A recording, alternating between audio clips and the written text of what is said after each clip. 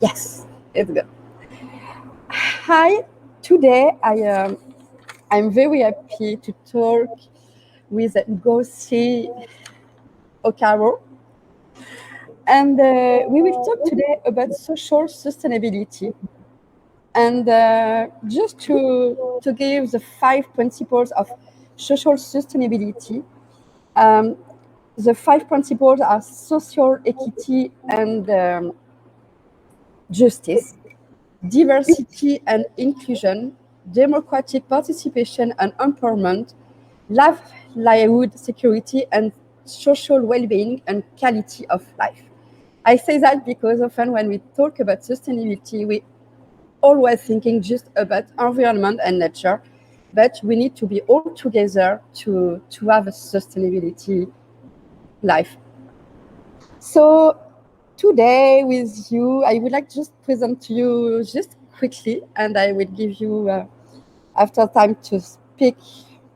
You are award-winning ESG and social impact expert. You are the founder and executive director of Custom Collaborative. Can't wait to talk about that too.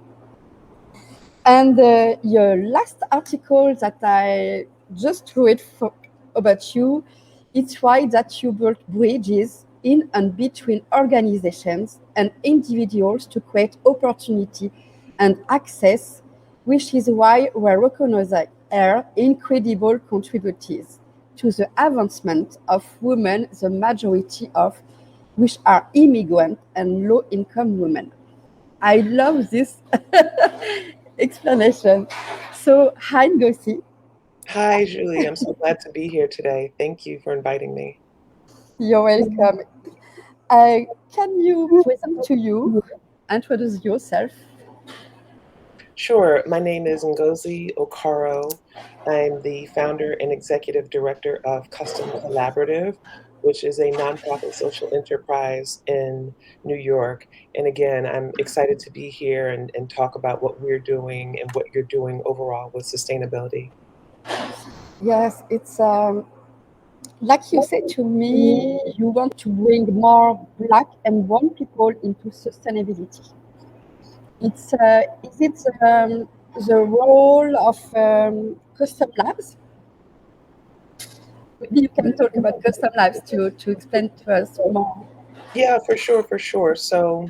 Um, Sustainability, or if it's circularity, or even if we just use the word environmentalism, is something that Black and Brown people in indigenous communities have always been doing.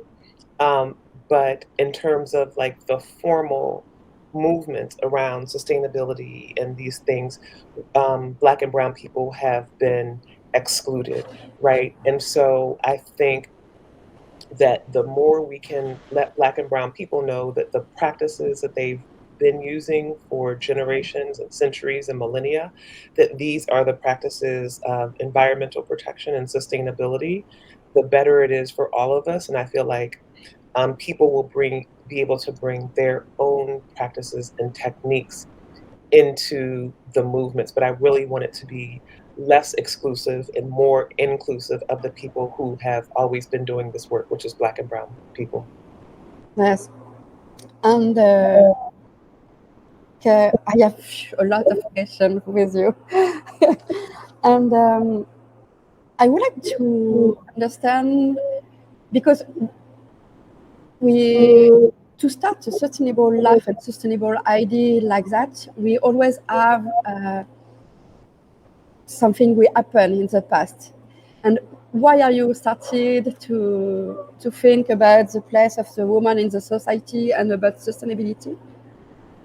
Yeah, so I guess I thought about it, especially within the context of fashion, because women are mostly the ones who create the clothes that we wear and the even the home goods, the fashion home goods.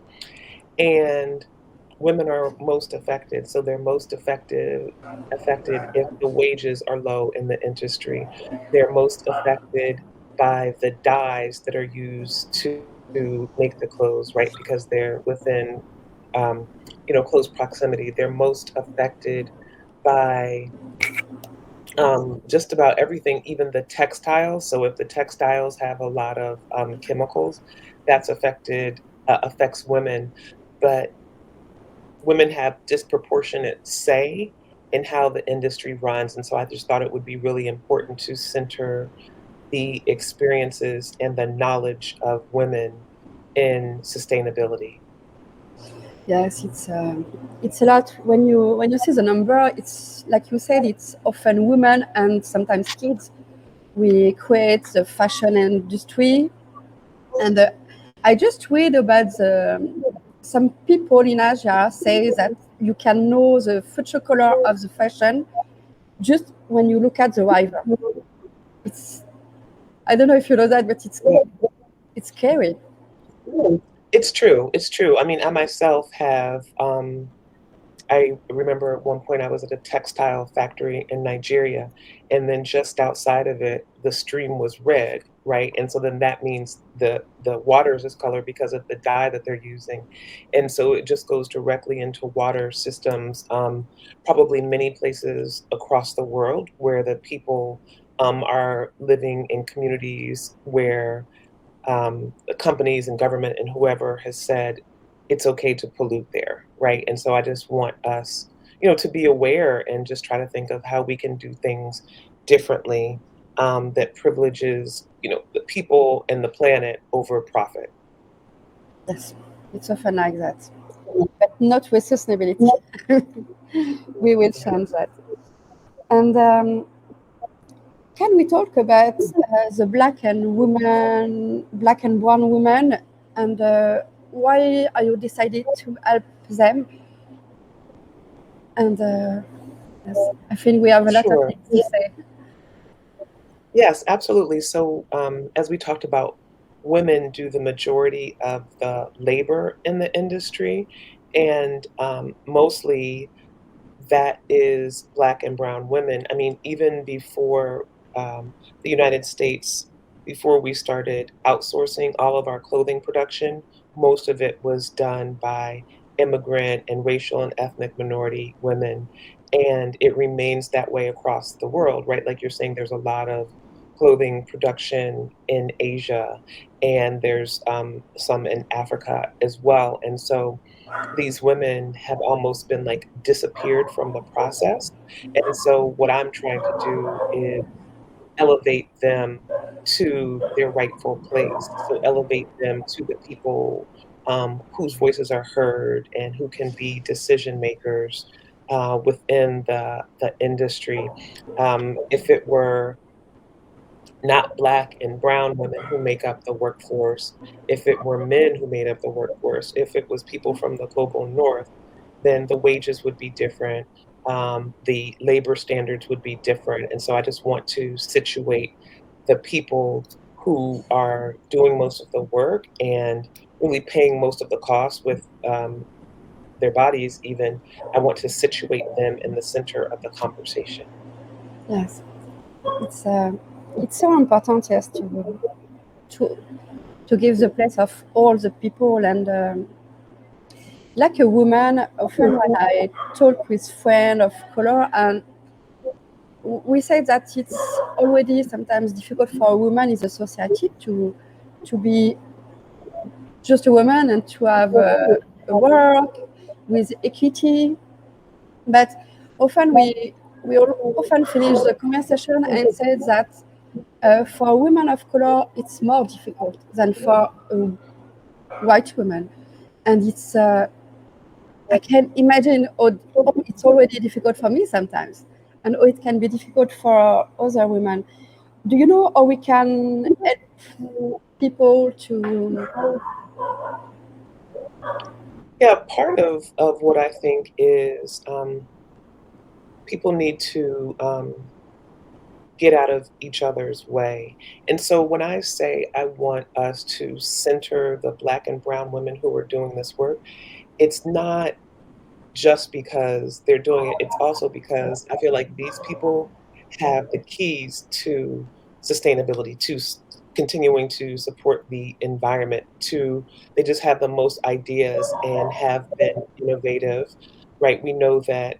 women in the US are paid less than men, and that Black women are paid less than white women, and that Native women and Latinx women are paid even less, right? And so we have created ways to do more with less material impact on the planet. And so I think that if we can just say, well, these are the most ingenious people, these are the people who've been able to survive and thrive, even with fewer resources and with society built in a way that does not support them and support their success, that is where we will come with the best solutions. The best solutions are going to come from these minds. So that's definitely one thing. And I think people are accustomed to being able to act a certain way, and that protects them against even their wrongdoing. And so then to be fronted with that type of, I would say, defensive and offensive technique really stops conversation, and it stops us from wanting to engage and to learn with each other. But that's something that is specific that white women can and do use, not across the board, but it gets in the way of working together. We definitely need that. Sometimes when I try to explain racism to my son, I say to him that imagine a nature with flowers and all the flowers are white. I say it's boring. I want to have different colors because it's Right, the nature. It's beautiful like that. right, right. It's true. It's true. And can you explain to us what's customs labs? Yeah, sure. So Custom Collaborative is a nonprofit social enterprise. At the center of our work is supporting low and no income and immigrant women develop careers and businesses in sustainable fashion. We do that three ways. We have a 15-week, 30-hour per week training program that teaches women how to design, sew, and sell sustainable fashion. So we teach them how to make patterns, introduce them to draping, teach them about different types of textiles, how to sew. We provide them with personal finance training, entrepreneurship training.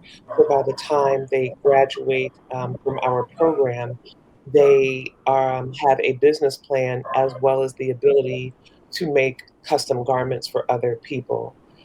Our training culminates in a graduation fashion show where women walk the runway in outfits made by a classmate and also talk about their business plan and how they have developed over the prior 15 weeks. We also have a business incubator, which is a place for women who have graduated from our training institute to continue their work.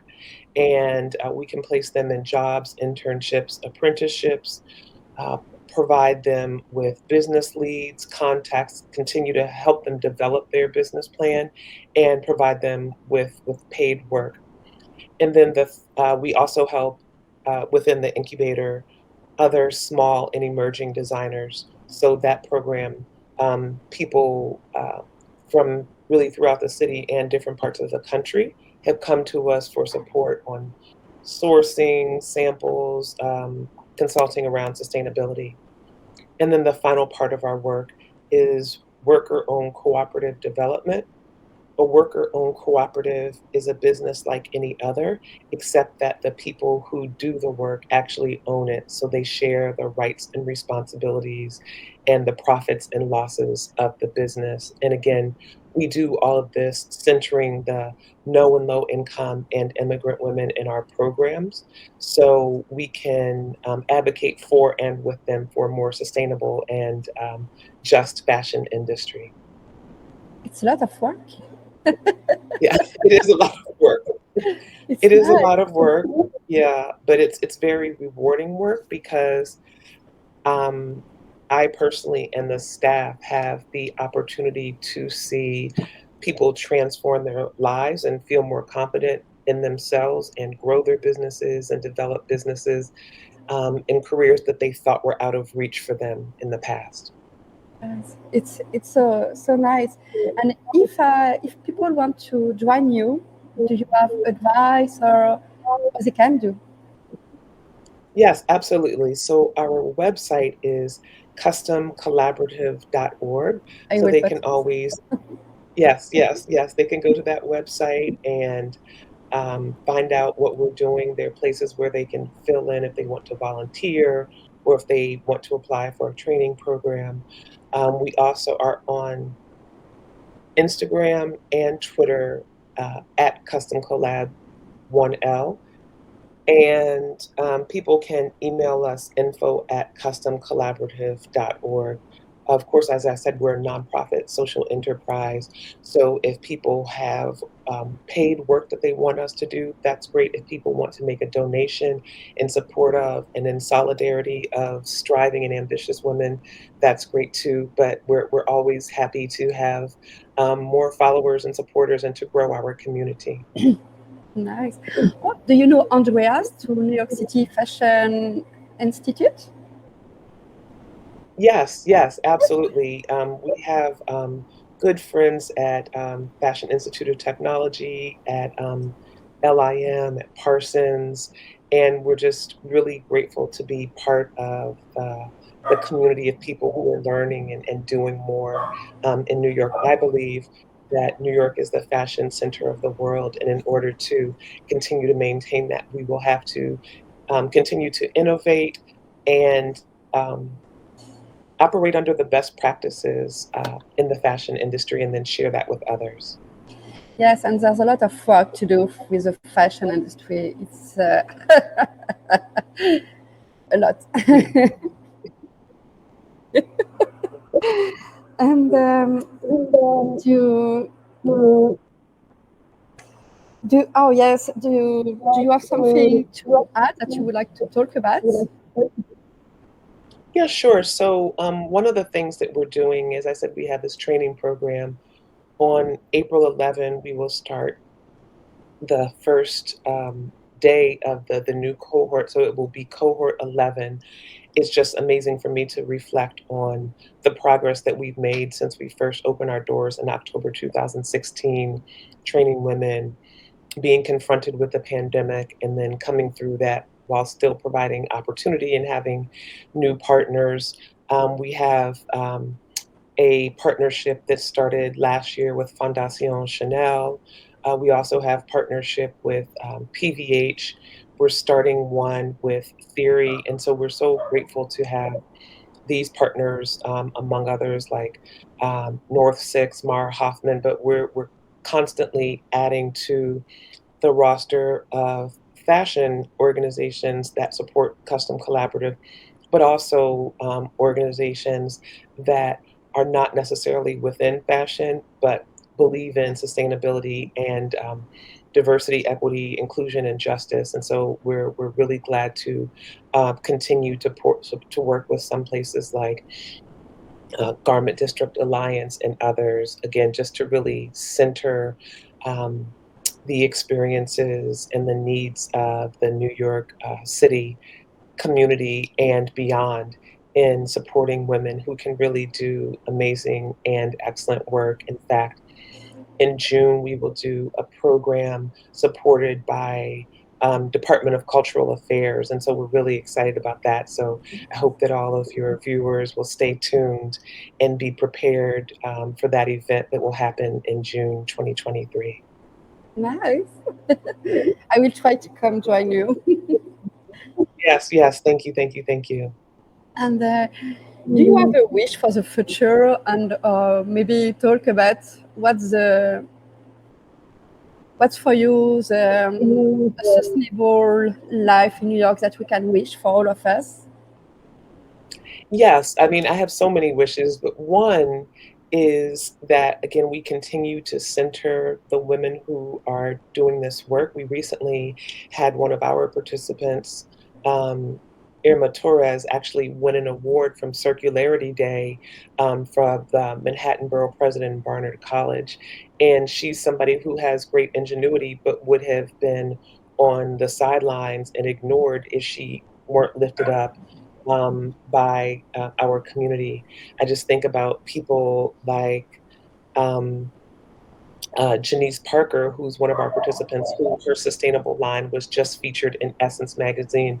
So I think it's really focusing on and listening to the women who are really doing the work. So that's my one wish.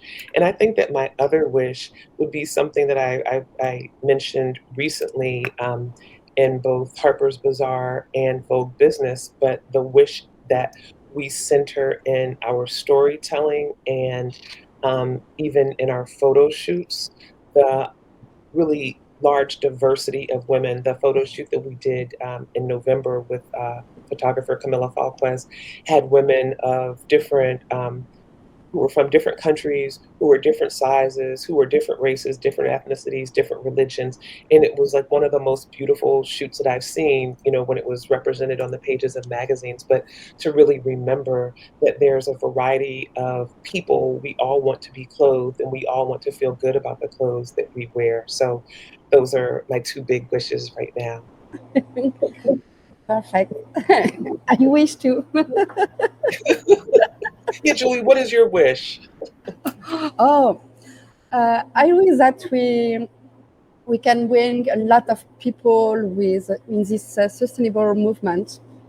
Because I want that my kids can grow in a world where there's different flowers with different colors. And it's why I love New York. Because, you know, when we came here, when you can see people with different religions, different colors, different languages, I love that my kids can grow in a world like that. Yes, New York is a world, is the world. yes. And I wish that all the kids in the world can learn about that, about the difference, and um, and the same for the woman because we it's difficult. And you know, it's very funny because when I start to the YouTube channel Win for the Blue, I sent email to all the people. We are a superhero on sustainability in New York, but it's always women. We answer me. It's funny. I don't know where are the men. We'll leave that question alone, but it's a good question. We can all your viewers can think about it, like where are the men? But yeah, I think it's so important. I really do believe that the leadership of women is what will transform this industry and the planet. Absolutely. I think yes. It was so nice to talk with you today. And like I explained to the people that I met, it's I always have an interview like that with you. And after, I will invite you, if you can, to be a speaker during one of our events in person. Like that, you can meet people and talk about you because I love meet people, but I love to bring you in a place to talk with people in person. I think it's important too. I appreciate that. I would love that. Thank you so Very much. nice. And but if you have something to add, you can, or we can say bye. No, I thank you. I think we've talked about it all. Thank you so much. I again really appreciate this opportunity. Thank you, Ngozi. Bye. Okay. Thank you, Julie. Bye bye. I think that when I say end recording, everything stops. So we can change in the future by email, or I will send you Okay. my phone number too. Okay. Okay. Perfect. Perfect. Thank you so much. This has Thank been you. very Bye. easy and painless. Bye bye now.